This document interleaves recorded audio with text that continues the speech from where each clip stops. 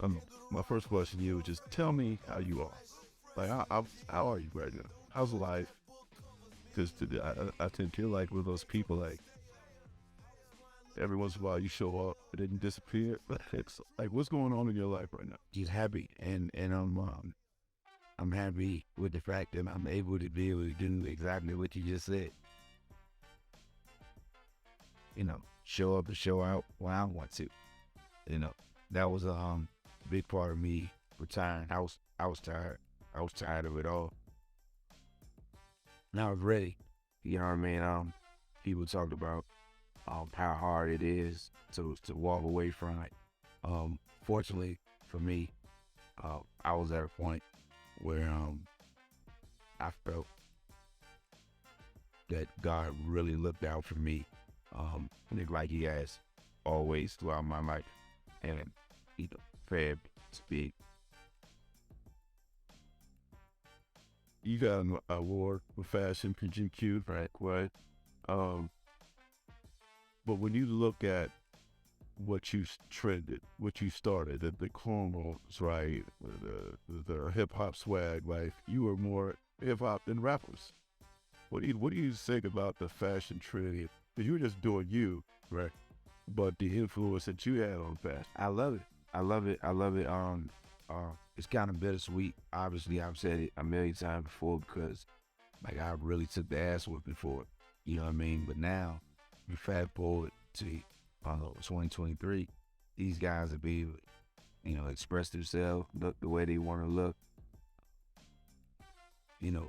really show uh, their personality in the way they dress. And I think I had a lot to do with that. And I feel that's cool. Obviously, if I change the whole dress code in the NBA, you think it's a bad thing, but then you get honored by GQ. Yeah. And obviously, I know I was doing something right, and I was doing something that it was true myself. How you look back on the dress code that Stern implemented, so Yeah. versus like now you see dudes on the bench doing the same, like Yeah. wearing anything on the bench now. Like I know you're like, are you serious? Right. You said it all. That's exactly how I look at it. Like I was getting picked on, but see, mine was just it was just it was so different. Like it was something that was never seen before. You know what I mean? And I think people look at it the wrong way, opposed to looking at it as just a person just being themselves and being comfortable in their own skin and dressing the way I wanted to dress. Everybody was just so used to guys coming with the suits on and, whatever my whole thing was, I never wore a suit to the basketball court, to the playground, you know. In my day, it was suits just going to the funeral or going to church, you know what I mean? And, as young as I was back then, 21 years old, though, after the game, I probably was going to the club or something. So, why would I have on a suit? So it was just a misconception. Just looked at it the wrong way. I was just misunderstood. But, today, when we look at it now, guys able to do what they want to do, and I think I had something to do with it. We're here at NBA All-Star Weekend. What's your fondest memories like when you look back at all your All-Stars that you've been in? Just being around the other guys that you're at war with all the time. You get a chance to get to know them, be around them, to play with them. You know what I mean, and have the same agenda. Everything, man. Just seeing the love that you get from all walks of life. Coming here and love our game, respect our game, and respect us as athletes. Just a great atmosphere. When you retired, I think you could have made a lot of money in China if you wanted to. I'm sure somebody else could have given you another chance if you wanted to. Why at that time did you say, all right, what brought you to like, okay, this is the end?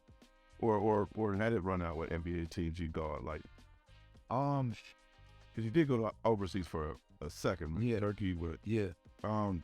At that point, I just wanted to play. You know what I mean? And then I think I had got to a point where, all of the diva shit go away. You get to a point where it's like, okay, you want to play in the greatest league in the world, but the opportunity is not there, and then you just want to play. You know what I mean? The love for the game is there, and it's there so much. Well, you just want to be out on the dance floor, and you want that feeling, and that's where I was at. I think at that point, a time in my life, you know what I mean, and I took a chance. Where it was never like our league, never like that. I didn't even scratch the surface of getting that same feel. Well, Chuck, correct me, okay? This is what I remember. Correct me for. You're this amazing athlete. Basketball season's over. You took a break. Training camp came, then you picked the ball back up. You literally took the solo. All right. You ever think, man, if I would have hit the gym, how that could have longer prepared all it? Yeah, I have all those thoughts. You know what I mean? I look at, that's a great question. And I look at who I was, what I did in this league, the impact that I had in this league. And I never was a guy that did it a quote unquote the right way, or worked out the way I supposed to, or the way somebody that's not a Hall of Famer think that he's supposed to work out. Whatever, everybody got their own notion what you supposed to do if you're Allen Iverson, or what could have happened if you're Allen, but you're not. Yeah. You know what I mean? You're not me. You're not. God didn't give you the talent that he gave me. So you can think of it the way you want to, and you can draw it up the way you want to, and it might have went this way, it might have went that way, or whatever. Or I could have got strong and been a bodybuilder out there on the basketball court and not be able to accomplish none of the things that I accomplished. So I don't look back on it and have no regrets in any type of way. The only regret that I have basketball wise is that I didn't embrace the constructive criticism that Coach Brown gave me in the beginning. That's it. Other than that, you know what I mean, right? I'm satisfied being a Hall of Fame basketball player. Could I have done things smarter or better? I mean, that's anything in life. You know what I mean? There's so many things that you can. I mean, if I wouldn't have did if my, if my aunt, was masculine more or whatever, she could have been my uncle. You know what I mean? There's a whole bunch of things you can tap into.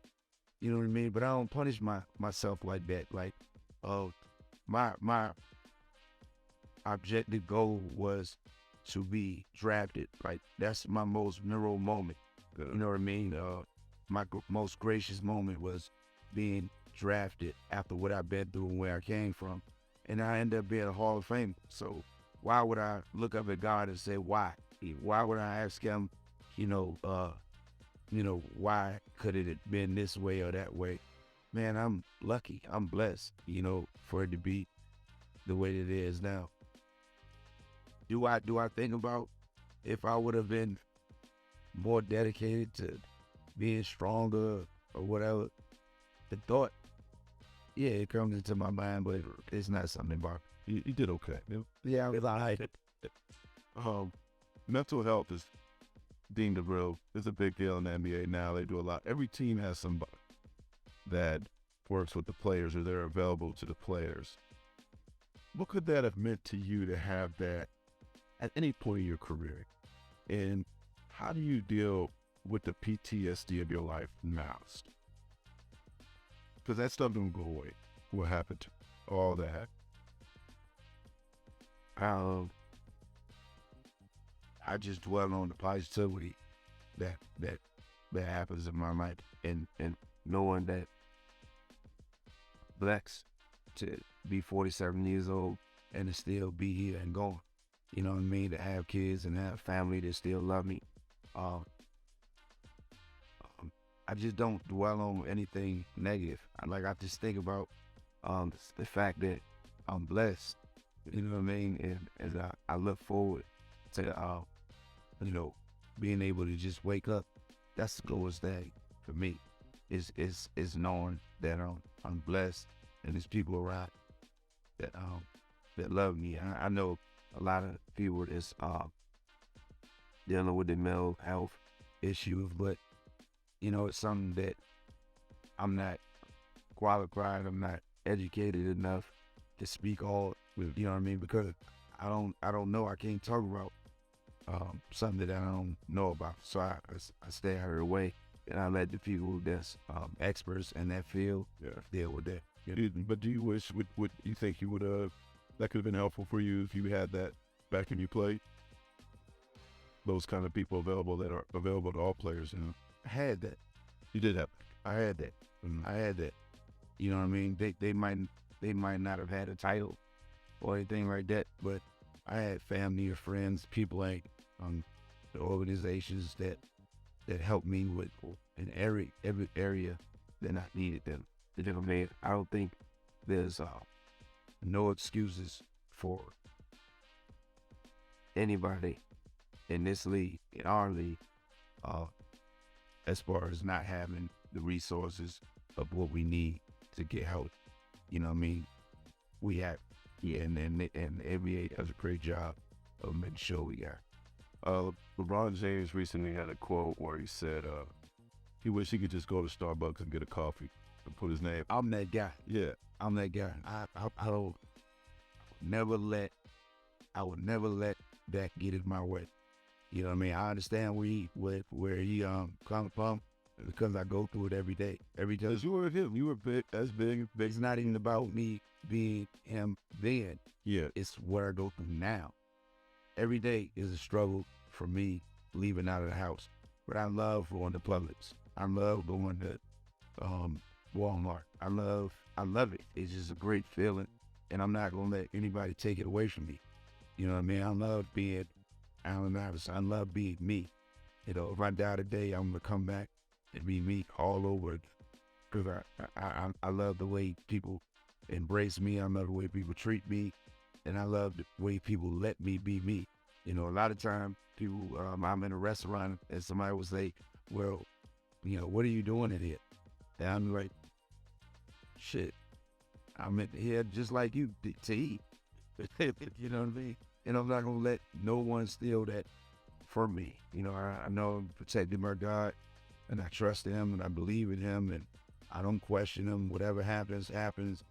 And I live my life. You know, I don't have to walk around with an entourage of people or whatever. You know what I mean? I like doing stuff with my daughters and going places and being out in public and embracing the love that I have for my fans and all that. Like, I'm not going to let my celebrity take away from, you know, my freedom of being who I want to be and how I want to live my life. But you also love the love. I love the love. I love the fact You get it daily. No matter what. I love the fact that people love me because it's an honor and it's a gift to the people that help me become me. Because you can't become Allen Iverson and you can't accomplish the things that I've accomplished in my life without help. It's so many people that help me become who I am. You know, a lot of times you talk about teammates and talk about coaches, fans, and all that, but nobody talk about, you know, the medical staff, the trainers, you know what I mean, the PR people, all of the people that help you, you know, because that's why my Hall of Fame speech was so long. You know what I mean? Nobody rushed. And it should have been longer because I forgot so many people. I was actually hurt afterwards because I forgot so many people that helped me, you know what I mean, become a Hall of Fame. You know what I mean? And that's a big thing in our game, you know, because you're the cream of the crop once you're a Hall of Famer. But you cannot become a Hall of Famer without a whole bunch of Hall of Fame people helping you get there. And that's not just the positive people. A lot of negative people helped me become that too. You know what I mean? To be able to cut my grass and to be able to clean my house and get rid of a lot of the people that was in my way to help me become All right, Frank. Couple more questions. I'm gonna leave you alone. I don't know that anybody's asked you this. I'm sure they have, but John Thompson passed this year. You were obviously at the memorial. How did that hit you? It had some loss in your life for John Thompson. How did that hit you? How you had to do that, bro?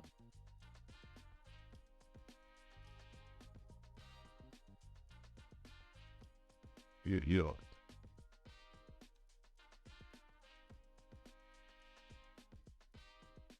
All I can life is this another another another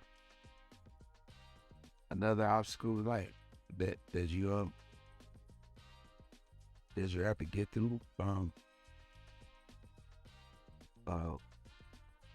Is I guess it all go back to believing in the God that I love and I believe in, and knowing that that was supposed to happen. It was supposed to happen that way, and I supposed to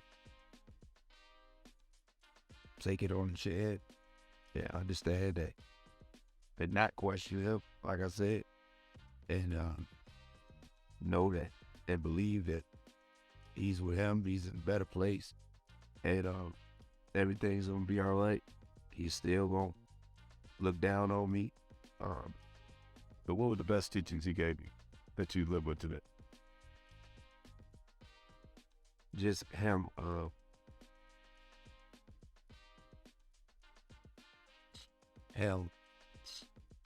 basically lets me know that he's satisfied with who I am. And regardless of what everybody else think in the world, you concentrate on the people that love you. You know what I mean? If nobody's out there criticizing, nobody's out there judging you or wherever, then you would be who you are. You know what I mean? Nobody has a whole bunch of conversation about a nobody has person. You know what I mean? So he just, solidified with me, being comfortable in your own skin is cool. And being who you are is cool. You know what I mean? And how, my relationship with Coach, I still have those moments where I talk to him, and if he don't talk back because I don't hear the bad language, though. But you know what I'm saying? But I just be feeling like, he still watch over. I just know that there's no place that he can go, in life to where he not gonna be looking out for his little MF. Last thing. Do you see today's NBA, the way it's played, the way it's scored? I'm sorry, crazy. I know it. I know that was. That's just recap. Yeah. This is my last. So I'd ask you about it. It's all good. Yeah. The way the NBA is played today, if Allen Iverson in his prime could fly into today's NBA, If like what could you do? I don't know, man, and I don't look at it right there. I look at it. I respect these players. They get him so much that I don't have a definitive answer to that. Like I don't actually know what I would have done. You don't think about that when you watch games? Not because I just see basketball. Like I don't. I just know with me, I would adjust to however you play. Like whatever it takes to win or be successful on the basketball court. And from my knowledge of the game and knowing how to play, I just know that I would be able to adjust. Now, I mean, you have his 30 in a slowdown there. that's what I'm saying. And see, that's what, like, you know how a lot of people talk about, you know, a lot of guys are, I think one of the worst comebacks to an analyst or something is this guy never played the game. This guy, so what? You know what I mean? Like, look at watching it, you can, you know what I mean? If you watch, you could watch Mike Tyson and know that Mike Tyson knocks people out. You know what I mean? His thing is knocking people out. I mean, the eye test says this is what he do. You know what I mean? From just watching, you had to be a boxer to be an expert and know that Mike Tyson knocked people out. You know what I mean? Like, and I don't like when basketball analysts get a bad rap because they never played the game or anything like that. That don't mean that they don't know the game. Yeah. So my whole thing is, you know, I can look at the game and say, you know, certain people like Durant makes it look easy. Steph makes it look easy. You know what I mean? He makes it, but it's not. You know what I mean? Like, and for me to say, okay, well, I averaged all this through my career, and if I would have played in this era, right here, I would average blah, blah. I wouldn't even be, and I have a hard time being modest. But I wouldn't just be like, okay, I would average 40 in this era. This that I think I would adjust, and whatever happened would happen. I think I could play it in any era. Yeah. You know what I mean? And I would let everybody else that, you know, talks about the game or whatever, I'll let them, you know, determine whether I would have did this or whether I did that. Because we'll never know. You know what I mean? Right now, we still comparing Mike and Kobe. You go through. And then, I know you like that. I ain't it because I love both of them so much, and both of them did so much for our game. Like, LeBron, I think, to me, is the best overall basketball player that we'll ever see. And like we'll never see. If you look in the dictionary and, you know, look up basketball player, to be a picture of LeBron. But for me, it's so different because Mike was everything to me. He gave me the vision. He made me want to play basketball. Like, he's my everything. Like, I wanted to actually be like him. Like, the commercial, be like Mike. Like, I really wanted to be him. You know, I'm still starstruck every time I see him. I'm still nervous every time you know what I mean? Because he's Mike to me. He's my guy. You know what I mean? So there'll never be no one, you know, at the top of my list besides Mike. But LeBron is just everything that you want in a basketball player. You know what I mean? He's a total package. He's God gift to the basketball world. Well, you're a God gift to the basketball too. Thank you.